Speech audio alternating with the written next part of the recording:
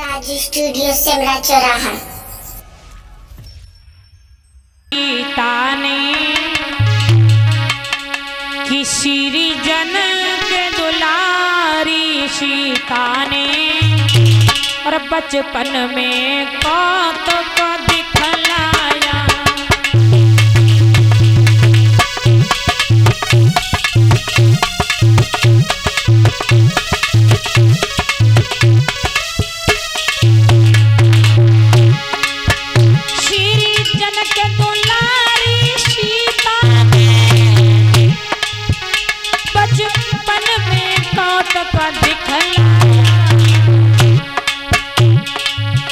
शिव शंकर जी का महाधनुष,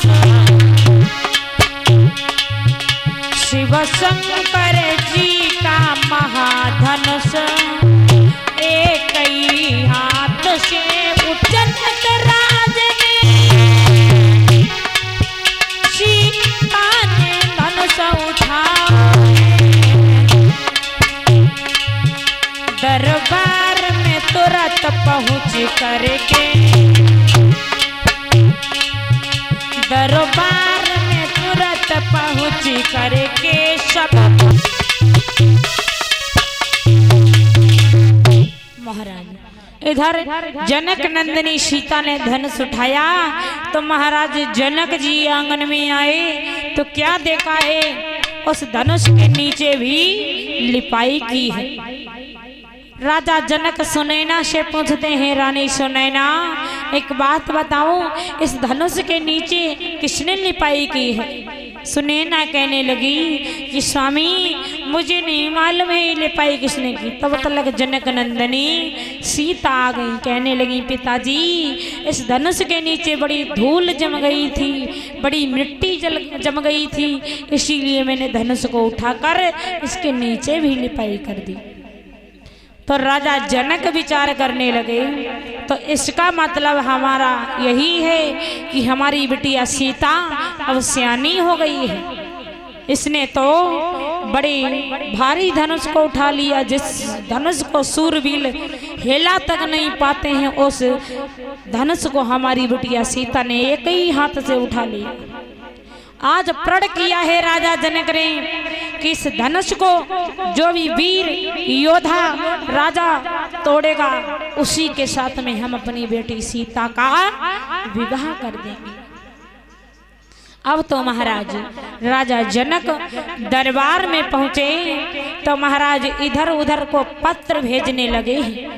जनकपुरी जो है वो नव दुल्हन जैसी सजाई जा रही है। अब तो धनुष रखा गया है और उस धनुष को तोड़ने के लिए बड़े बड़े वीर बड़े बड़े योद्धा आने लगे हैं।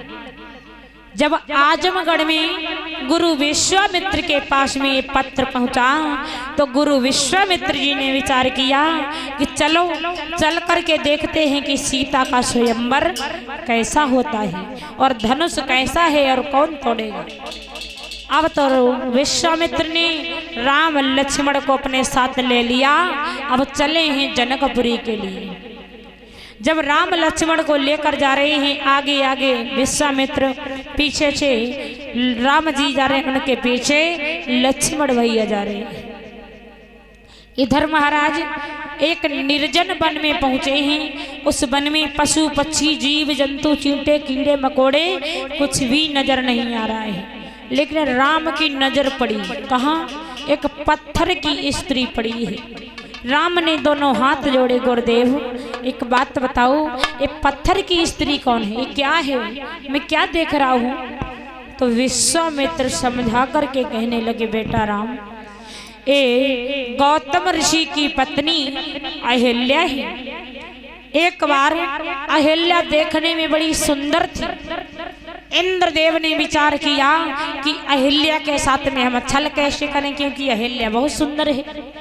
इंद्र एकदम से भागा गया, चंद्रमा के पास पहुंचा, बोला भैया चंद्रमा आप मेरी कुछ थोड़ी मदद कर दो।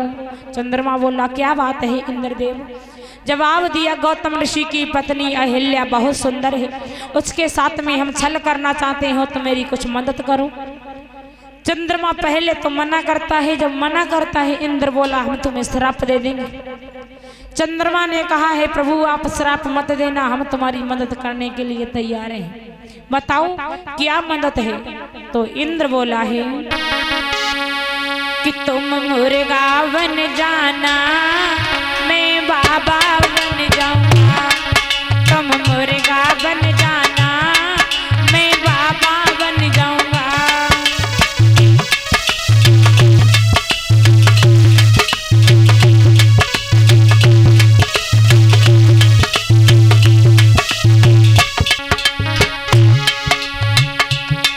तुम रात चले जाना, आवाज लगा देना।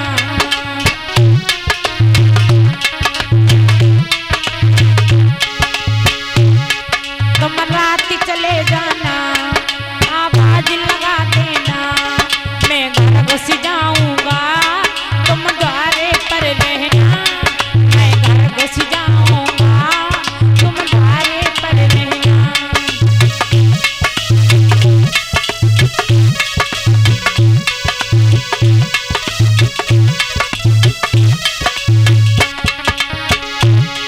बस उतना काम करना, बस इतना काम करना, एहसान न भूलूंगा। तुम मुर्गा बन जाना, मैं बाबा बन जाऊंगा।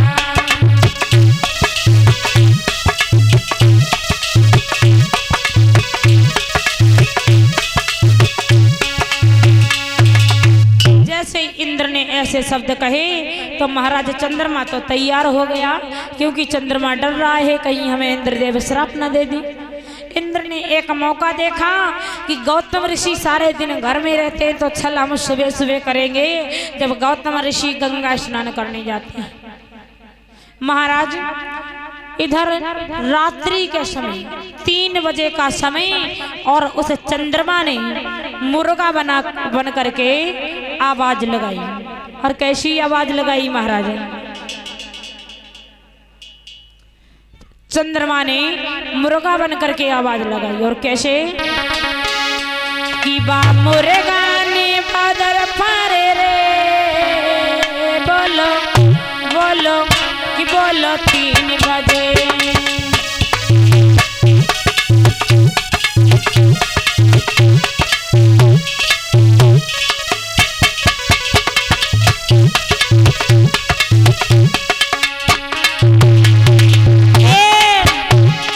मुर्गा ने बादल फारे रे, बोलो कि बोलो 3 बजे।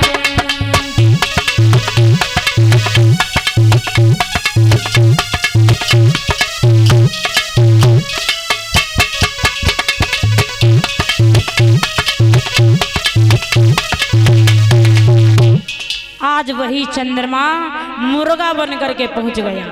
कहाँ पहुंच गया? गौतम ऋषि के दरवाजे पर। रात्रि के 3 बजे आवाज लगाई महाराज।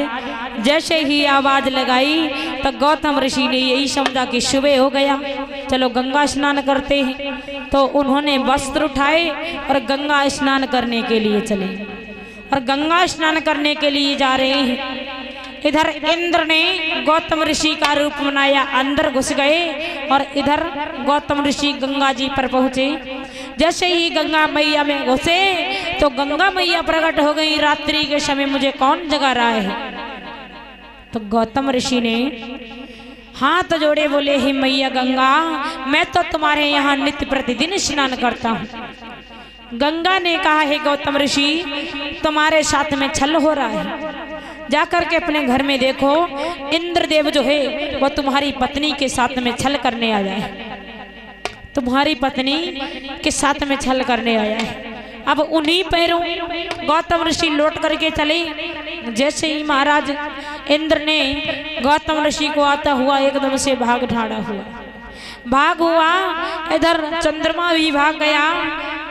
गौतम ऋषि को क्रोध आ गया है, जाओ इंद्रदेव, हमें तुम्हें श्राप देते हैं, तुम्हारा कहीं ठिकाना नहीं लगेगा, तुम्हारे भग ही भग हो जाएंगे। और अपनी पत्नी अहिल्या को जाकर के भी श्राप दे दिया। क्या श्राप दे दिया कि अरे पापिनी, तूने अपने पति को होते हुए दूसरे पति के साथ में संबंध बनाए, इसीलिए हम तुम्हें श्राप देते हैं, तुम पत्थर की हो जाओ। उसी दिन से ये अहिल्या पत्थर की हो गई है बेटा राम। ये विश्वामित्र समझा रही है। और बेटा राम, अपने पैरों की धूल इस अहिल्या की शिला में लगाओ, इस पत्थर में लगाओ, जिससे इस अहिल्या का उद्धार हो जाए। तो भगवान आगे बढ़े हैं और क्या किया है कि गुरु विश्वामित्र के कहने से, कि गुरु विश्वामित्र के कहने से और उस अहिल्या का उद्धार किया।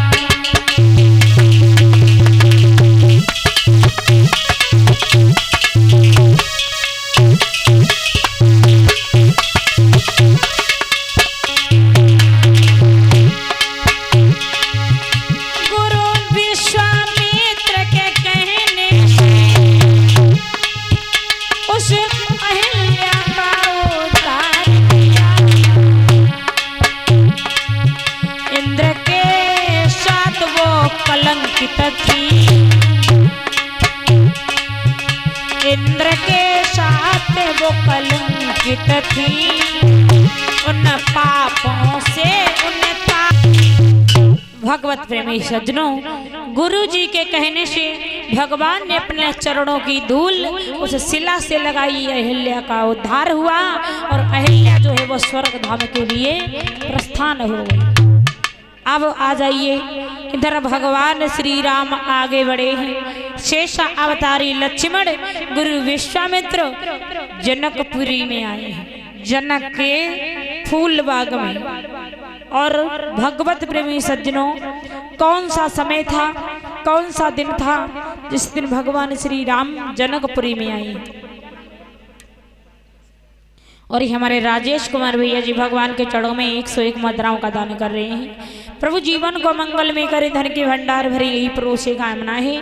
तो परीक्षित महाराज, कौन सा समय था, कौन सा दिन था जो भगवान श्री राम जनकपुरी में आए? ध्यान देने की बात है कि चले हैं रघुराई, कि चले हैं रघुराई और पहुँचे फूलबाग में जाई। चले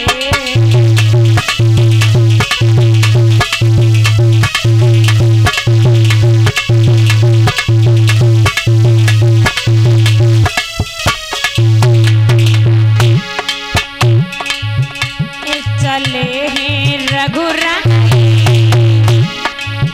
भैया रघुराई पहुँचे फूलबाग में जाई।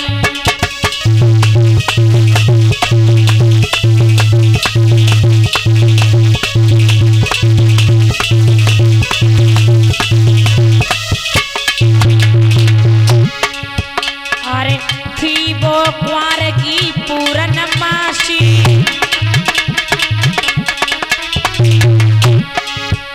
अरे थी वो कुंवर की पूर्णमासी,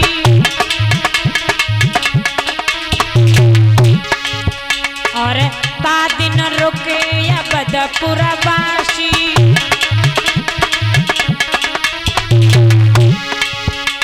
खुशी दिल में छाई,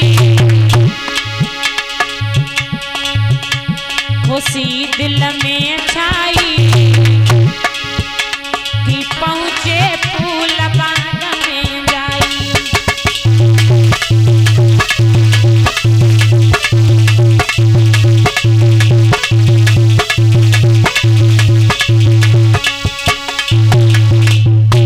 भगवान श्री राम से अवतारी लक्ष्मण जनक के फूल बाग में पहुंच गए। अब तो गुरु विश्वामित्र आसन लगा कर बैठ गए और विचार करने लगे, अब हमारा पूजा का समय हो गया है। बेटा राम और बेटा लक्ष्मण, आप जनक के फूल बाग की ओर चले जाओ और फूल ले आओ, पूजा का समय है। तो महाराज इधर भगवान श्री राम शेषा अवतारी लक्ष्मण फूल लाने के लिए चले। परीक्षित महाराज, भगवान श्री राम फूल लेने अकेले भी जा सकते थे, क्योंकि 2-4 कुंटल तो फूल लाने नहीं थे, केवल पूजा के लिए लाने थे। लेकिन भगवान दोनों लोग क्यों गए? क्योंकि भगवान श्री राम भैया लक्ष्मण को सीता जी से मुलाकात कराना चाहते हैं और अपने आप भी देखना चाहते हैं, शायद कहीं सीता के दर्शन हो जाएं। इधर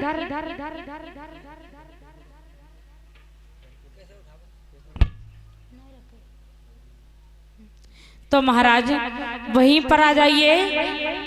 तो भगवान श्री राम उसी बगीचे में पहुंचे जहां पर सीता मैया फूल तोड़ने के लिए आती है। जैसे ही बाग के दरवाजे पर पहुंचे, माली ने रोक दिया, भैया रुक जाओ। बोले क्या बात है माली भैया? भगवान श्री राम कहने लगे। माली कहने लगा, है प्रभु आप कौन हो? यहाँ पर ये जनक का जनाना बाग है, इसमें जनक राजा की बिटिया जनक नंदिनी वही फूल तोड़ने आते हैं और कोई मर्दाना इस बाग के अंदर नहीं जाता है। भगवान श्री राम बोले, माली भैया हमें 5 मिनट का समय दे दो, हम फूल तोड़ लेंगे और वापस आ जाएंगे। माली कहने लगा, नहीं आपको अंदर नहीं जाने दिया जाएगा। एक बात बताओ। माली बोला कि तुम्हारा नाम क्या है, कहाँ से आए हो? तो भगवान श्री राम ने कहा, माली भैया मैं अवधपुरी से आई हूँ, मेरे पिता का नाम दशरथ, मेरा नाम राम और मेरे साथ में जो छोटे भैया हैं उनका नाम लक्ष्मण है। जैसे ही राम लक्ष्मण का नाम सुना तो माली का हृदय गदगद हो गया कि हे प्रभु मेरा बड़ा सौभाग्य है जो आपके हमें दर्शन हो गए, क्योंकि हम तो आपके नाम ही सुनते चले आ रहे हैं। और माली कहने लगा, प्रभु हम आपको जाने तो देते, लेकिन आपको जनाना बनना पड़ेगा। आप जनाना बन करके जाओ और फूल तोड़ लाओ। और क्या बोल रहे हैं माली कि फूल एक न पैहा। सुनो प्रभु कि फूल एक न पैहा और जनानी बगिया फूल एक न पैहा।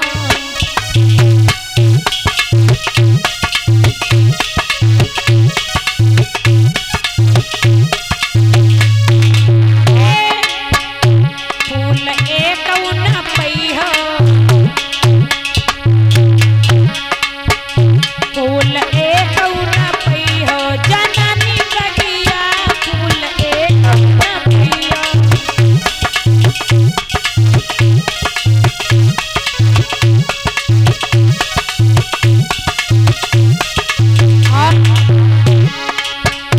अरे जो लाला तुम फूलन को चाहो,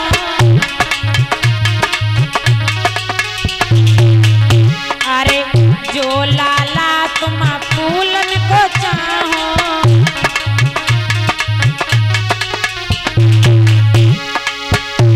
अरे पहन ले उस साड़ी लगा ले लगा ले फूल एक न पैया, जनानी बगिया फूल एक न पैया।